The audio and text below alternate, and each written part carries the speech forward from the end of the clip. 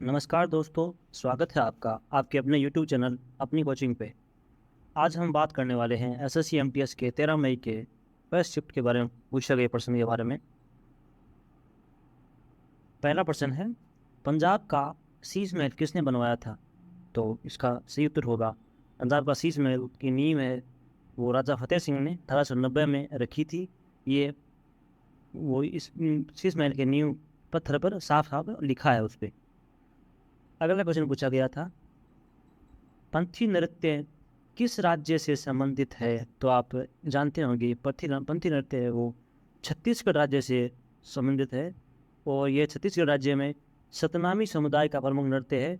इस नृत्य से संबंधित गीतों में मानव जीवन की महत्ता के साथ आध्यात्मिक संदेश भी होता है, जिस पर निर्गुण भक्ति व दर्शन का गहरा प्रभाव है। कबीर, रैदास, दादू आदि संतों का वैराग्य युक्त आध्यात्मिक संदेश भी इसमें पाया जाता है। तो इसलिए पंथी नृत्य है वो कम से कम एसएससी एमटीएस में 7 से 8 बार पूछ लिया गया है, तो ये मोस्ट इम्पोर्टेंट नृत्य है। अगला क्वेश्चन पूछा गया था, फियरलेस गवर्नेंस पुस्तक के लेखक कौन हैं? तो इसका सही उत्तर होगा डॉक्टर किरण बेदी। आप इनको जानते ही होंगे। इनके पांडुचेरी की किरण बेदी के बारे में और जाने तो पांडुचेरी की 24वीं उपराज्यपाल के रूप में लगभग 5 वर्षों की सेवा की जमीनी वास्तविकताओं के आधार पर किरण बेदी ने फियरलेस गवर्नेंस पुस्तक में शासन की अपनी यात्रा को लिखा था। उन्होंने अपनी पुस्तक लिखी थी अपने जीवन पे। इसे इंदिरा नूई यानी पेप्सिन की पूर्व अध्यक्ष और सीईओ और प्रोफेसर देसाधीश चटर्जी जो कि आईएमएम के निदेशक हैं के द्वारा लॉन्च किया गया था इस पुस्तक को। आगे बात करें तो इसे डायमंड बुक्स के ने प्रकाशित किया था। दोस्तों, पुस्तक से बहुत प्रश्न पूछ रहे हैं, तो हाल ही की प्रश्न 2022 की है जो मोस्ट इम्पोर्टेंट थी परीक्षा की दृष्टि से, जो बार बार पेपर में आ सकती है आपके आगे एसएससी एमटीएस में। उनके बारे में बात करें तो पुस्तक है गोल्डन बॉय नीरज चोपड़ा, इसके लेखक हैं नवदीप सिंह गिल, ये इनके लेखक हैं। तो ये मोस्ट इम्पोर्टेंट पुस्तकें हैं, आप इनको जरूर पढ़ के जाइएगा। अगला है the legend of Birsa Munda, तो इसके लेखक हैं तुहीन ए सिन्हा और अंकिता वर्मा, इसके लेखक हैं। अगली पुस्तक है Bose the untold story of an inconvenient nationalist, इसके चंद्रचूड़ घोष लेखक हैं। अगला है Gajapati a king without a kingdom, तो इसके लेखक हैं अशोक बल। अगला है India's ancient legacy of wellness, इसका है लेखक हैं रेखा चौधरी। अगला है गांधी टोपी, इसके लेखक हैं यर गुड्डा लक्ष्मी प्रसाद। अगली पुस्तक है पब्लिक सर्विस एथिक्स, इसके लेखक हैं प्रभात भाकर। अगली पुस्तक है cooking to save your life, तो इसके अभिजीत बनर्जी हैं, वो महान लेखक हैं। तो ये क्वेश्चन इसलिए मोस्ट इंपोर्टेंट हो जाती है, तो आप पढ़ के जाइएगा इसको। अगला है resolved United nation in A divided world, इसकी है मान की बूंद, लेखक है इसके। अगली पुस्तक है Nehru the debates that defined India, इसके लेखक हैं त्रिपुरंदवन सिंह और आदिल हुसैन। अगला है पुस्तक है द सिनेमा ऑफ सत्यजीत रे, तो इसके पुस्तक के लेखक हैं भास्कर चट्टोपाध्याय। तो ये पुस्तकें आप जरूर पढ़ के जाइएगा। अगली पुस्तक पूछी थी, अगला क्वेश्चन पूछा था अकबरनामा पुस्तक के लेखक कौन हैं? तो अकबरनामा के लेखक हैं वो अबुल फजल हैं। अगला क्वेश्चन पूछा गया था इसरो के वर्तमान अध्यक्ष कौन हैं? तो डॉक्टर एस सोमनाथ इसके वर्तमान अध्यक्ष हैं। इससे पहले के सिवान हैं, वो इसके अध्यक्ष थे। तो एक मोस्ट इम्पोर्टेंट प्रश्न बनता है कि भारत का तीसरा चंद्र मिशन और पहला सौर mission Adil L1 first solar mission Adil L1 का प्रशिक्षण संभवतः 2023 के मध्य में होगा, यानी इसकी जून में इसके प्रशिक्षण की बात है। तो ये प्रश्न पहले पूछा गया था कि चंद्रयान 3 का प्रशिक्षण कब होगा? तो इसका प्रशिक्षण होगा वो जून 2023 में होगा, इसी महीने की बात थी। अगला क्वेश्चन है पानीपत का प्रथम युद्ध कब हुआ था? तो पानीपत का प्रथम युद्ध है वो 20 अप्रैल 1526 में हुआ था, और यह बाबर और इब्राहिम लोदी के बीच में हुआ था, जिसमें बाबर की जीत हुई और मुगल साम्राज्य की नींव यहीं से रखी गई थी।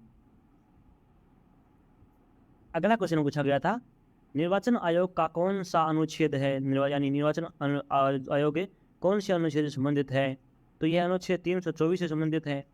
और इसके बारे में बात करें तो शक्तियों का वह स्रोत जिसके अधीन आयोग ये आदेश जारी करता है कि वह संविधान का अनुच्छेद 324 है, जो आयोग की स्वतंत्र और निष्पक्ष निर्वाचन आयोजित करने की जिम्मेदारी सौंपता है। अगला क्वेश्चन पूछा गया था, साक्षी मलिक का संबंध कौन से खेल से है? तो आप सभी जानते होंगे साक्षी मलिक का संबंध कुश्ती से है, यानी रेसलिंग से है। और साक्षी मलिक की अचीवमेंट है वो है, साक्षी मलिक एक भारतीय पहलवान है जिन्होंने 2016 में ओलंपिक में कुश्ती में कांस्य पदक जीता था। तो इस शिफ्ट में यह पूछ लिया है, तो हो सकता है आगे शिफ्ट में पूछ लेगी कांस्य पदक साक्षी मलिक ने कब प्राप्त किया था। और बात करें तो 2014 में राष्ट्रमंडल खेलों में साक्षी मलिक ने रजत पदक हासिल किया था। अगला क्वेश्चन है, कावेरी नदी की सहायक नदी कौन सी है? तो कावेरी नदी की सहायक नदियां हैं वो हिमावती, काबिनी और भवानी है। जो कावेरी नदी है वो कर्नाटक से निकलती है और तमिलनाडु से होकर गुजरती है। अगला क्वेश्चन पूछा गया, लाइफ ऑफ पाई पुस्तक के लेखक कौन हैं? तो आप सभी जानते होंगे ये मोस्ट पॉपुलर पुस्तक है, यान मार्टेल इस पुस्तक के लेखक हैं। इसके बारे में और बात करें तो लाइफ ऑफ पाई यान मार्टेल के द्वारा लिखी गई कनाडा का एक काल्पनिक साहसिक उपन्यास है। यह उपन्यास 2001 में प्रकाशित हुआ था। यह उपन्यास एक लड़के के बारे में है जिसने प्रशांत महासागर में एक जहाज की तबाही के बाद एक लाइफ बोट पर रिचर्ड पाकर के नाम से एक बंगाल टाइगर के साथ 227 दिन बिताए थे। इस उपन्यास पे इरफान खान की मूवी अभी आ चुकी है, लाइफ ऑफ पाई। अगला क्वेश्चन है, इंग्लिश में पूछा गया था, कर्डल यानी अपरिष्कृत का सिनोनिम क्या होगा? तो इसका सिनोनिम होगा रफ, बेसिक और आउटलाइन। अगला क्वेश्चन था, हैप्पी का एंटोनियम यानी हैप्पी का विलोम शब्द क्या होगा? हैप्पी का मतलब होता है खुशी, खुशी का विलोम शब्द होता है सैड, अनहैप्पी, जॉयलेस, ये इसका एंटोनियम होगा। अगला क्वेश्चन है, कौन सा खेल कोर्ट में खेला जाता है? तो कोर्ट में खेलने वाला खेल है वो स्क्वैश खेल है, वो कोर्ट में खेलते हैं, जो 4 दीवारी के अंदर खेलते हैं, उन्हें कोर्ट का खेल बोलते हैं। कोर्ट एक रैकेट खेल है जिसे 2 खिलाड़ी या डबल्स के लिए 4 खिलाड़ी एक छोटी खोखली रबड़ गेंद से 4 दीवारों वाले कोर्ट में खेलते हैं। अन्य खेल है वो बैडमिंटन है, वॉलीबॉल है, कबड्डी है, हैंडबॉल है। अब जैसे मान लीजिए 4 दीवारी के अंदर खेले जाने वाले सभी खेल को कोर्ट का खेल कहा जाता है। अब इस पर ध्यान दीजिए कोर्ट पे।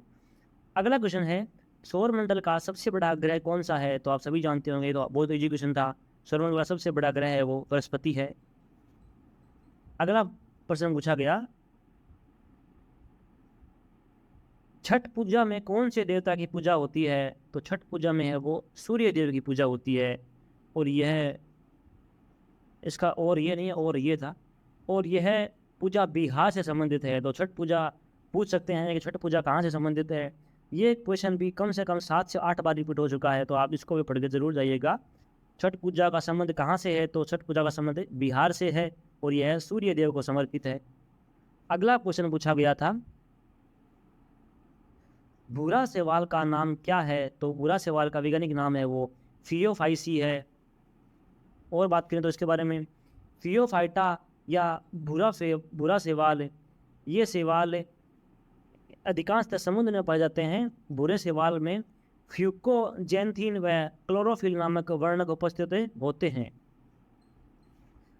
अगला क्वेश्चन की बात करें तो 2011 की जनगणना के अनुसार पुलिस की साक्षरता दर कितनी थी? पुलिस की नहीं, 2011 के अनुसार भारत की साक्षरता दर कितनी थी? सॉरी, ये पूछा गया, पुलिस की नहीं है, भारत की है, सॉरी सर। तो इसकी होगी 82.14% भारत की साक्षरता दर है। अगला क्वेश्चन पूछा गया था, जलोढ़ मिट्टी किस रंग की होती है? तो जलोढ़ मिट्टी का रंग होता है वो हल्का धूसर होता है। मिट्टी से बहुत प्रश्न पूछ रहे हैं दोस्तों, तो मिट्टी के बारे में बात करें और मिट्टी के बारे में एक्स्ट्रा बात करें तो कछारी मिट्टी की पहले बात करते हैं। तो कछारी मिट्टी है जो यह मिट्टी उत्तरी मैदानों और घाटियों में फैली हुई है।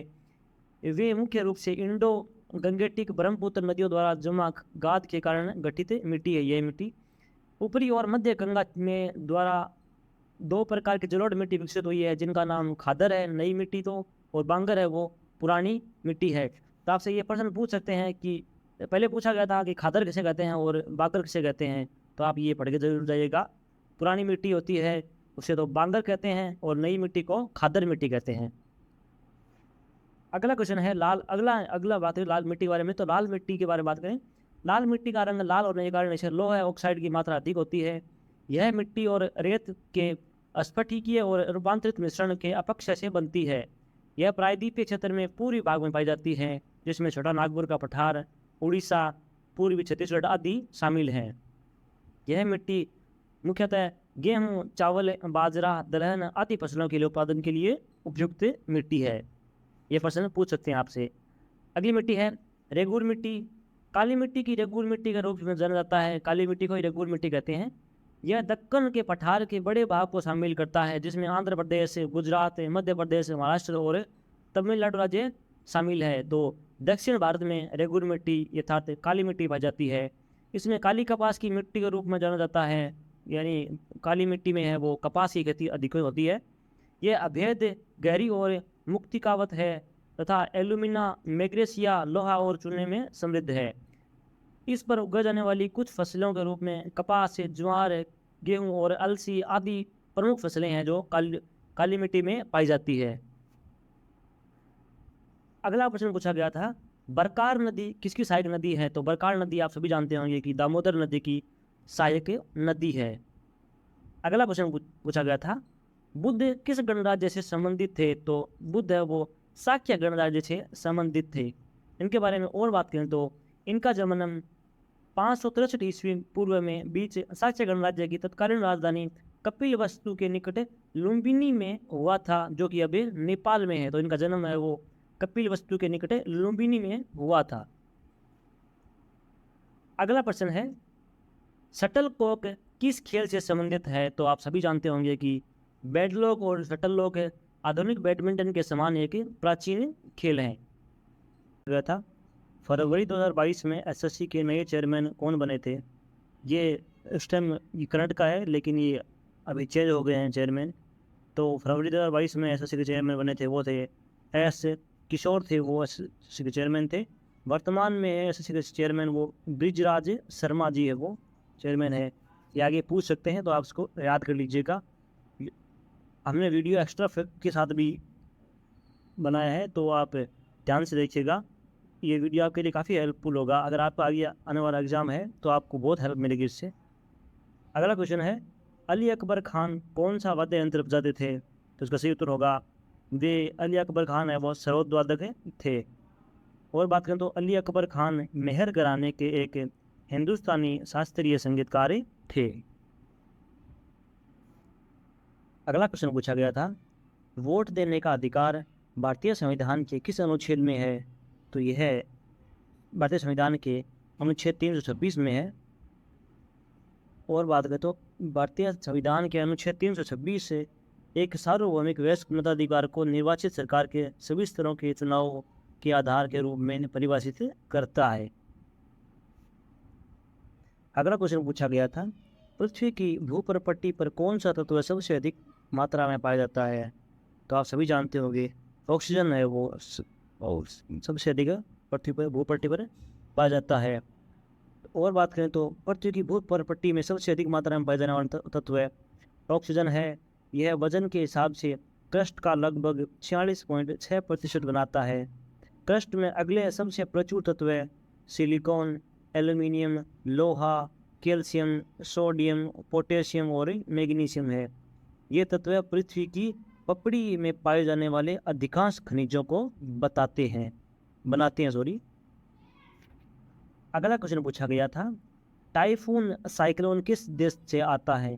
तो अधिकतर मेरे दोस्त ये नहीं जानते होंगे टाइफून साइक्लोन ये क्या चीज़ है। तो बता दूं आपको ये चीन देश से आता है और यह उष्णकटिबंधीय चक्रवात है।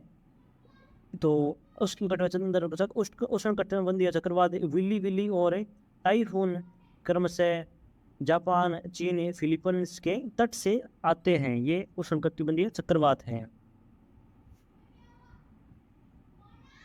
अगला क्वेश्चन है, कुमारगुप्त के पिता का नाम क्या था? तो आप सभी, ये तो आसान क्वेश्चन था, इजी क्वेश्चन था, चंद्रगुप्त द्वितीय। ये क्वेश्चन सब फर्स्ट शिफ्ट में पूछा गया था, तो आप इसको जरूर याद कर लीजिएगा, आगे भी पूछ सकते हैं इसको।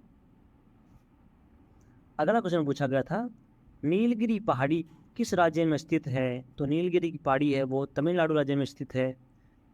और बात करें तो दक्षिण भारत का दूसरा सर्वोच्च शिखर है नीलगिरी पहाड़ी। और प्रसिद्ध पर्यटक स्थल ऊटी या उटकमंड नीलगिरी में ही स्थित है, इसलिए ये प्रसिद्ध भी है। नीलगिरी पहाड़ियों को नीला पर्वत के नाम से भी जाना जाता है। टोडा जनजाति के लोग ये तमिलनाडु के एकांत नीलगिरी पठार पर रहते हैं। तो ये आपको ये पूछ सकते हैं कि टोडा जनजाति है वो कहाँ पाई जाती है? तो ये नीलगिरी की पहाड़ियों में पाई जाती है। अगला क्वेश्चन पूछा गया था, लिटमस का प्राकृतिक, लिटमस पत्थर होता है वो जो हम केमिस्ट्री में काम लेते हैं, प्राकृतिक रंग कौन सा होता है? तो इसका प्राकृतिक रंग है वो बैंगनी होता है। इसके बारे में और बात करें तो लिटमस का प्राकृतिक रंग बैंगनी होता है। लिटमस पत्थर का प्रयोग रासायनिक सूचकों के रूप में किया जाता है। इसका उपयोग या तो अम्लीय या क्षारीय मिश्रण के निर्धारण के लिए किया जाता है। यदि नीले लिटमस पत्थर को अम्लीय मिश्रण में डाला जाता है तो यह लाल हो जाता है, तो इसकी विशेषता है। अगला क्वेश्चन था, नाडा का फुल फॉर्म क्या है? तो आप सभी जानते होंगे, नाडा का फुल फॉर्म है वो नेशनल एंटी डोपिंग एजेंसी है। ये ड्रग्स के अगेंस्ट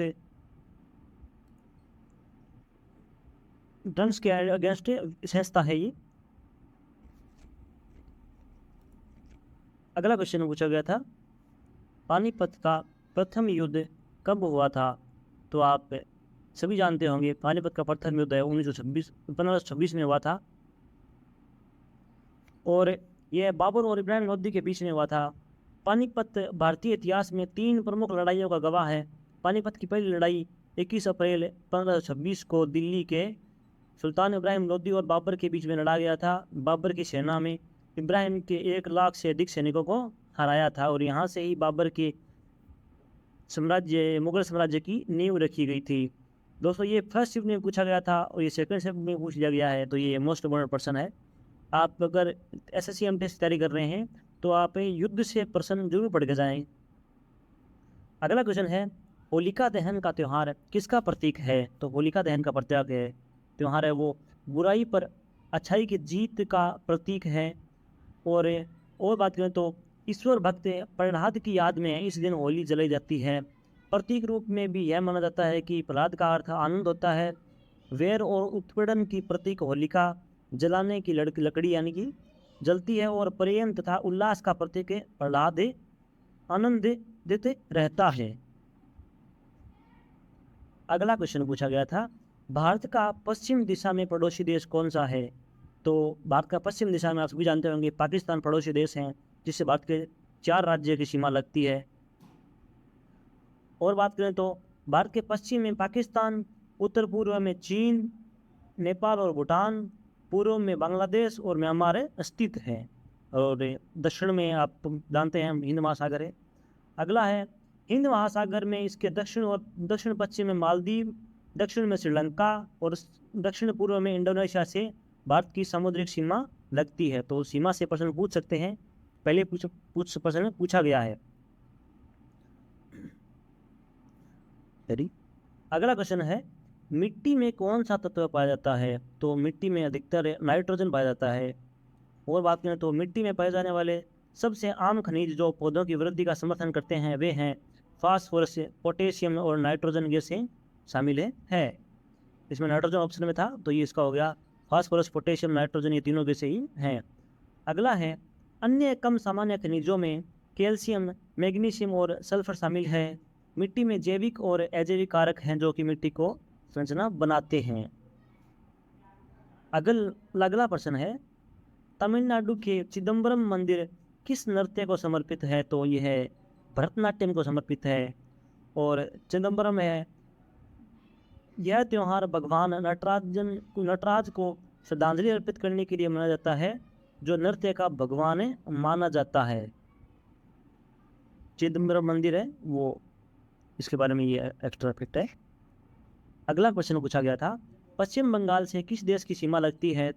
तो आप सभी जानते होंगे पश्चिम बंगाल की 3 अंतर्राष्ट्रीय सीमाएं हैं। पश्चिम बंगाल की अंतर्राष्ट्रीय सीमाएं पूर्व में बांग्लादेश से लगती है, उत्तर में भूटान से लगती है और उत्तर पश्चिम में नेपाल के साथ लगती है।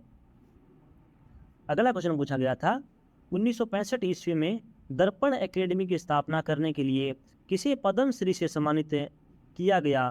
तो आप इसका उत्तर होगा मृणालिनी को 1965 में पद्मश्री दिया गया था। और बात करें तो साल 1939 में मृणालिनी ने पति के साथ अहमदाबाद और गुजरात में दर्पण एकेडमी की स्थापना की थी। उन्होंने 3 दशक से ज़्यादा के करियर में करीब 18,000 छात्र छात्राओं को नृत्य सिखाया और 300 से ज़्यादा नृत्य नाटकों का निर्देशन किया। मृणालिनी को 1965 में पद्मश्री और 1992 में पद्म भूषण से नवाजा गया है। तो इनको 2 अवार्ड मिल चुके हैं। ये मोस्ट इंपोर्टेंट पर्सन है। अगला क्वेश्चन है, वोट देने का अधिकार किस प्रकार का अधिकार है? तो यह संवैधानिक अधिकार या कानूनी अधिकार है। अगला क्वेश्चन पूछा गया था, 1857 की क्रांति के समय भारतीय गवर्नर जनरल कौन थे? तो आप सभी जानते होंगे लॉर्ड कैनिंग थे। इनके बारे में और जानें। 1857 के विद्रोह के दौरान लॉर्ड कैनिंग भारतीय गवर्नर जनरल जिनका कार्यकाल था 1856 से 1860 के बीच में। वे 1858 में भारत के पहले वाइसराय भी बने थे। उन्हें विस्काउट कैनिंग के नाम से भी जाना जाता है। तो ये भारत के अंतिम गवर्नर जनरल और भारत के पहले वाइसराय भी थे। उन्होंने भारत कलकत्ता, मद्रास और बॉम्बे में 3 आधुनिक विश्वविद्यालयों की स्थापना की थी।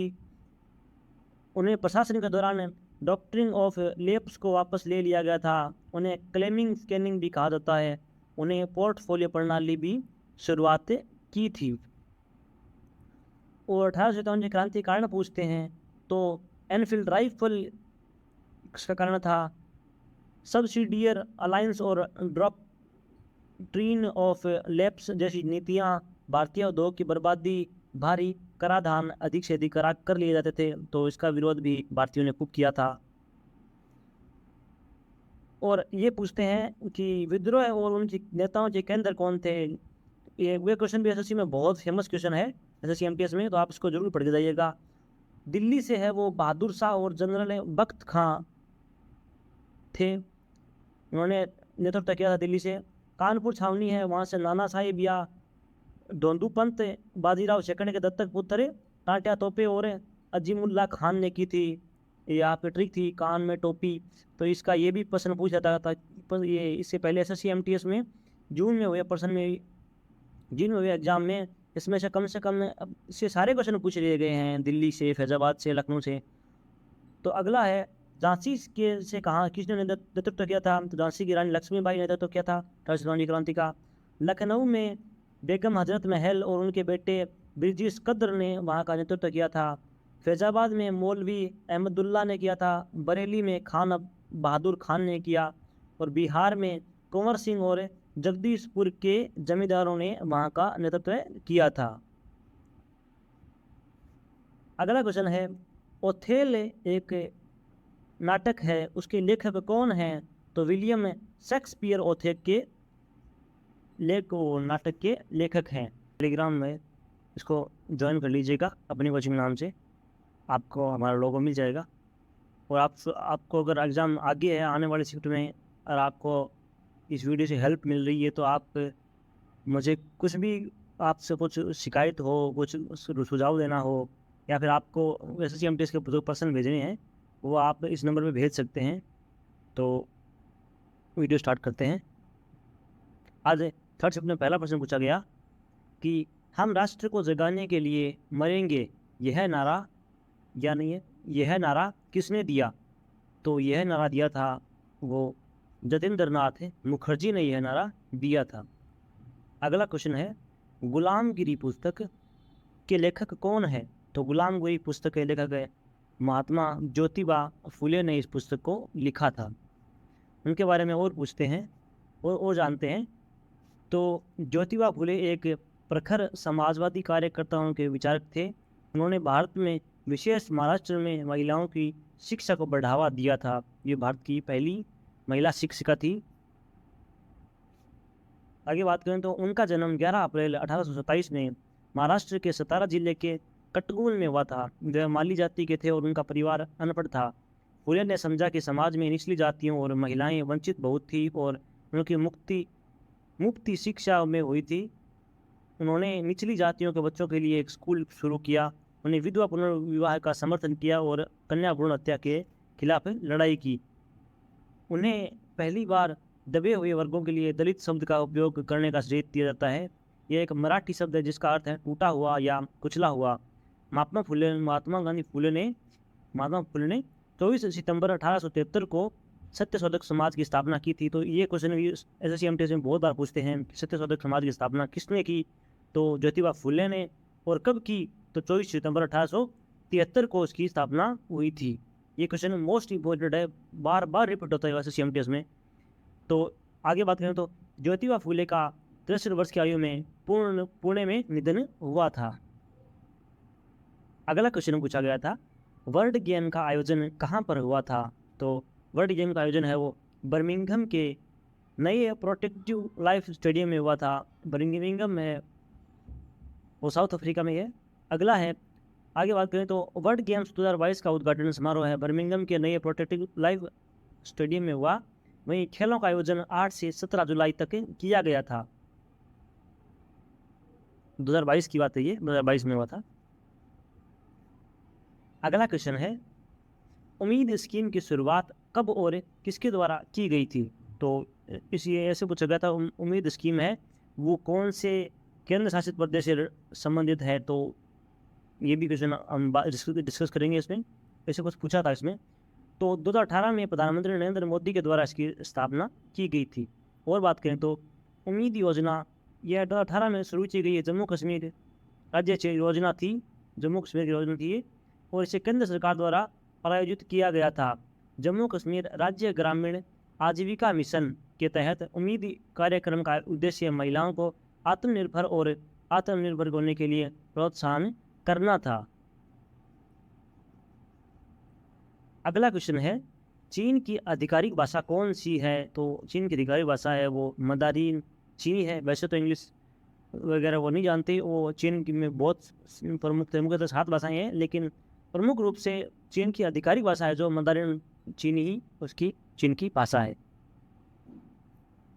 अगला क्वेश्चन की बात करें तो कौन सा ग्रह उल्टी दिशा में परिक्रमा करता है? तो ये शुक्र है, यानी इंग्लिश में से विनस कहते हैं। और बात करें तो हमारे सौरमंडल में लगभग सभी आकाशीय पिंड का घूर्णन पश्चिम से पूर्व की ओर होता है। या नीचे की बात की जाए तो उसे उत्तरी ध्रुव पर वामावर्त होता है। 2 अपवाद हैं, शुक्र और अरुण ग्रह। अरुण ग्रह की दूरी अपने कक्षीय समतल के संभवतः में लंबवत में 90 डिग्री से थोड़ा अधिक झुकी हुई है। तो वे एकदम विपरीत नहीं है, थोड़ा झुका हुआ है 90 डिग्री से अधिक। लेकिन सौरमंडल में शुक्र ही एकमात्र ऐसा ग्रह है जो अपनी परिक्रमा गति के विपरीत दिशा में घूमता हुआ वास्तव में अपनी घूर्णन को प्रदर्शित करता है। यह 90 डिग्री के ऊपर विपरीत दिशा में घूमता है। अगला क्वेश्चन है, सबसे ज़्यादा कोयला का उत्पादन किस राज्य में होता है? तो सबसे ज़्यादा उत्पादन है वो छत्तीसगढ़ में होता है। इसमें वर्ष में लगभग 127 करोड़ टन का उत्पादन होता है। यहाँ पे कोयला से बहुत प्रश्न पूछते हैं, तो इसके बारे में डिस्कस करते हैं। भारत में कोयला संसाधन यह मुख्य रूप से प्रायद्वीपीय भारत के पुराने गोंडवाना संरचनाओं और उत्तरी पूर्वी क्षेत्र के युवा तृतीयक संरचनाओं में उपलब्ध हैं। भारत में लगभग 80% कोयला भंडार बिटुमेन्स प्रकार के हैं। तो बिटुमेन्स प्रकार के कोयले भारत में बहुत अच्छे पाए जाते हैं। यह क्वेश्चन भी पूछा जाता है, मोस्ट इम्पोर्टेंट है। और गैर कोयला श्रेणी के हैं। झारखंड में भारत में कोयले का सबसे बड़ा भंडार है वो झारखंड में है और निकाले जाते हैं वो छत्तीसगढ़ में। इसके बाद उड़ीसा और छत्तीसगढ़ में है। अतः ये नहीं है। भारत के सबसे महत्वपूर्ण गोंडवाना कोयला क्षेत्र दामोदर घाटी में स्थित है। वे झारखंड बंगाल कोयला क्षेत्र में स्थित है और इस क्षेत्र के महत्वपूर्ण कोयला क्षेत्र रानीगंज, झारिया, बोकारो, गिरिडीह और कर्णपुरा है झारखंड की ये खदानें कोयले की। अगला है झारिया सबसे बड़ा कोयला क्षेत्र है, जिसके बाद रानीगंज है। कोयले में जुड़ी अन्य नदी घाटियां गोदावरी, महानदी और सोन नदी हैं। सबसे महत्वपूर्ण कोयला खनन केंद्र मध्य प्रदेश में सिंगरौली कोयला क्षेत्र का हिस्सा उत्तर प्रदेश में स्थित है। छत्तीसगढ़ में कोरबा, उड़ीसा में तालचेर और रामपुरा, महाराष्ट्र में चंदावरमा, कामपट्टी और बंदर, और तेलंगाना में सिगरेनी और आंध्र प्रदेश में पांडुर है। ये कोयले खदानें हैं, ये भी प्रश्न यहाँ से प्रश्न पूछते हैं। तृतीयक कोयले असम में, असम है, अरुणाचल प्रदेश है, मेघालय और नागालैंड में पाए जाते हैं। इसे दारगिरी, चेरापूंजी, मेवलोग और लेगरिग, जो कि मेघालय में है, से निकाला जाता है। ऊपरी असम में मुकुम, जयपुर और नजीरा, नामफुक जो कि अरुणाचल प्रदेश में है, और करलाकोट जो कि जम्मू कश्मीर में है। ये तृतीयक कोयले असम में तृतीयक कोयले की खदानें हैं भारत में। अगला है लिग्नाइट का भंडार लगभग 36 बिलियन टन के स्तर पर है, जिसमें 90% दक्षिण राज्य तमिलनाडु में है। तो सबसे अधिक है वो तमिलनाडु में लिग्नाइट प्रकार का कोयला पाया जाता है। अगला क्वेश्चन पूछा था प्रोविडा शैली किससे संबंधित है। तो प्रोविडा शैली है वो, इसके बारे में बात करें तो कर्नाटक के तुंगभद्रा क्षेत्र में पल्लव, चोल तथा पांड्यों की द्रविड़ वास्तुशैलियों तथा सल्तनतों द्वारा प्रस्तुत इस्लामिक वास्तुकला के सामंजस्यपूर्ण संयोजन से विजयनगर श्रेणी के मंदिर स्थापत्य का विकास हुआ। प्रोविडा नामक स्वयं की शैली का विकास, जिसमें विशाख गोपुरम तथा उत्कीर्णित स्तंभों का निर्माण करवाया गया। तो प्रोविडा है वो विजयनगर शैली के से संबंधित है। अगला है चीन की राज्यभाषा कौन सी, चीन की राज्यसभा का नाम क्या है। तो इसमें ऐसे पूछा गया था चीन की संसद का नाम क्या है। तो चीन की संसद है वो नाम है नेशनल पीपुल कांग्रेस का नाम है वो, उसका चीन संसद का नाम है। आपने संसद का नाम जानना है तो अब हमने वीडियो डाल रखा है, उसका वीडियो का लिंक मैं डिस्क्रिप्शन में दे दूंगा। तो वो संसद है वो आपको शॉर्ट ट्रिक में याद हो जाएगी, वो आप जीवन भर कभी नहीं भूलेंगे विभिन्न देशों की। अगला क्वेश्चन पूछा गया था घूमर नृत्य किस राज्य से संबंधित है। तो घूमर नृत्य आप सभी जानते होंगे राजस्थान से संबंधित है। राजस्थान के अन्य नृत्यों के बारे में बात करें तो चकरी, गणगौर, झूलन, लीला, झूमा, सुसिनी, गबला और कालबेलिया है। अगला क्वेश्चन है उस्ताद अमजद अली खान किस से संबंधित है। तो किस वाद्य यंत्र से संबंधित है। तो वो सरोद वादक से संबंधित है। अगला क्वेश्चन पूछा गया था मिलेना साल्विनी को 2019 में कौन सा पद्म अवार्ड मिला था। तो उन्हें पद्म श्री अवार्ड 2019 में मिला था। वे एक कथकली की प्रसिद्ध नृत्यांगना है। अगला क्वेश्चन पूछा गया था आरबीआई के पूर्व गवर्नर उर्जित पटेल हाल ही में कौन से पद पर क्या बने हैं, मतलब कौन सा पद उन्हें मिला है। तो भारतीय रिजर्व बैंक आरबीआई के पूर्व गवर्नर उर्जित पटेल को बीजिंग स्थित बहुपक्षीय वित्त पोषण संस्थान एशियाई अवसंरचना निवेश बैंक यानी आईआईबी का उपाध्यक्ष बनाया गया है। तो उनका एआईबी का उपाध्यक्ष बनाया गया है, जिसकी जानकारी एआईबीबी की तरफ से दी गई। दरअसल एआईबीबी के संस्थापक सदस्य में भारत भी है। तो इसका सदस्य देश एआईबी का सदस्य देश भारत भी है। तो उर्जित पटेल है वो एआईबी के उपाध्यक्ष बने हैं अभी हाल ही में। अगला क्वेश्चन पूछा गया था किसान बिल जो कृषि बिल है वो कितने कानून थे कृषि बिल में। तो संसद ने किसानों के लिए 3 कानून बिल बनाए थे। पहला जो इसमें पूछा गया कितने बिल थे तो 3 थे। बात करें तो पहला है कृषक उपज व्यापार और वाणिज्य विधेयक 2020 है। इसमें सरकार कह रही है कि वह किसानों की उपज को बेचने के लिए विकल्प को बढ़ाना चाहती है। किसान इस कानून के जरिए अब एमएसपी मंडियों के बाहर भी अपनी उपज को ऊंचे दामों पर बेच पाएंगे। अगला क्वेश्चन था रेपो रेट किसे कहते हैं। रेपो रेट ये मोस्ट इंपोर्टेंट पर्सन है, तो इसके बारे में पढ़ लें। रेपो रेट है वो आधार दर, एक बैंक की न्यूनतम ब्याज दर है जिसके नीचे उधार नहीं दे सकते सिवाय आरबीआई द्वारा अनुमानित दिए गए मामलों में, उसे ही रेपो रेट कहते हैं। ये इसकी परिभाषा है रेपो रेट की। अगला क्वेश्चन था कच्छ का रण किस कैटेगरी या श्रेणी में आता है? तो कच्छ का रण है ये महान कच्छ का रण है वो गुजरात प्रांत में कच्छ जिले के उत्तर तथा पूर्व में फैला हुआ है। ये नमकीन दलदल का वीरान प्रदेश है। यह लगभग 23,300 वर्ग किलोमीटर क्षेत्र में फैला हुआ है। यह समुद्र का एक संकरा अंग है जो भूचाल के कारण संभवतः है अपनी मौलिक तल को ऊपर उभर आया है और परिणाम स्वरूप समुद्र से पृथक हो गया है। तो यह क्षेत्र है वो नमक से भरपूर है। तो ये नमक से भरपूर श्रेणी में है। अगला क्वेश्चन पूछा गया था बेरोजगारी दर का सूत्र क्या होता है? तो बेरोजगारी दर की गणना करने का फॉर्मूला है बेरोजगारी दर के प्रतिशत की गणना बेरोजगारी व्यक्तियों बटा कुल श्रम बल इंटू 100 के रूप में की जाती है। तो ये इसका सूत्र है कुल व्यक्ति बट्टा कुल श्रम बल इंटू 100। अगला क्वेश्चन पूछा गया था 5 पॉइंट समवन नामक पुस्तक किसने लिखी है? तो इसके लेखक हैं वो चेतन भगत हैं। चेतन भगत के बारे में और बात करें तो चेतन भगत भारतीय लेखक और स्तंभकार हैं। चेतन भगत 5 पॉइंट समवन 2004 उपन्यास के लेखक हैं। उन्हें वर्ष 2010 में टाइम्स पत्रिका में दुनिया के 100वें सबसे प्रभावशाली व्यक्ति के रूप में चिन्हित भी किया गया है। अगला क्वेश्चन है राज्यसभा का उपसभापति कौन होता है? सभापति कौन होता है? तो उपराष्ट्रपति है वो राज्यसभा का पदेन सभापति होता है। अगला क्वेश्चन पूछा गया था ऑस्ट्रेलिया की राजधानी क्या है? तो ये इजी क्वेश्चन था। ऑस्ट्रेलिया राजधानी है वो कैनबरा है। अगला क्वेश्चन पूछा गया था 2023 में सुपर बाउल कहाँ खेले जाने वाला है? खेले जाने वाला थे ये करंट का क्वेश्चन था। तो इसका आयोजन था वो फरवरी 12 2023 में हुआ था। राज्य फॉरम स्टेडियम ग्लेनडेल एरिजोना में इसका आयोजन हुआ था। अगला क्वेश्चन है यकृत से निकलने वाले रस को क्या कहते हैं? तो यकृत से निकलने वाले रस को पित्त रस कहते हैं जो कि पित्ताशय में संचित होता है। तो दोस्तों ये था आज के हमारे सेगमेंट का वीडियो। अगर वीडियो आपको पसंद आए हैं तो हमारे वीडियो को लाइक कीजिए, शेयर कीजिए और सब्सक्राइब कीजिए। ऐसे ही SSC MTS के हम वीडियो आपके लिए हर रोज़ लाते रहेंगे। अपडेटेड एक भी क्वेश्चन आपको ऐसा नहीं मिलेगा जिसमें डाउटफुल है। हम एक्स्ट्रा फैक्ट के साथ में वीडियो लाते हैं। तो ये वीडियो आपके लिए काफ़ी हेल्पफुल होगा। अगर आपने हमारा वीडियो देख लिया एनालिसिस का तो आपके संभावना है कि आपके जितने आप क्वेश्चन परीक्षा में बैठोगे तो उसमें 5 से 6% GK है हूबहू मिल जाएंगे आपको। तो ये वीडियो आपके लिए हेल्पफुल होगा।